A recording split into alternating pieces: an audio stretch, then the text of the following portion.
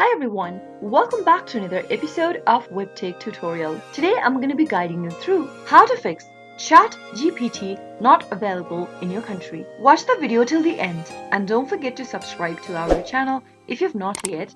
Press the notification bell so that you'll never miss another upcoming upload from us.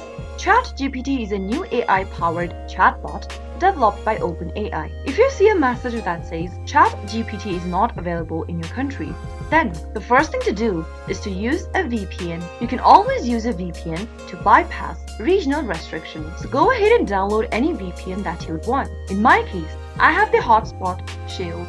You can open up any web browser and in the URL box type in www.hotspotshield.com and press enter on your keyboard. Go and click on the download link and finish the installation process for your computer, and once you have the VPN, click it open. Connect to your VPN like you normally do, and once you're connected, select a different location, and once you're connected, you can now go back and in the URL box type in chat.openai.com and press enter, and you might be able to fix your issue. Since you are connected to a VPN, you can also try using ChatGPT in private mode. Open up your Google Chrome and go to the upper right hand corner and click the three dots. Now click on New Incognito window. Once you enter the incognito mode and log into your ChatGPT account, and you might be able to fix your issue. If you're based in a country where ChatGPT is available, but the screen still shows you not available in your country, then you can easily contact OpenAI's support team. On a web browser, type in help.openai.com and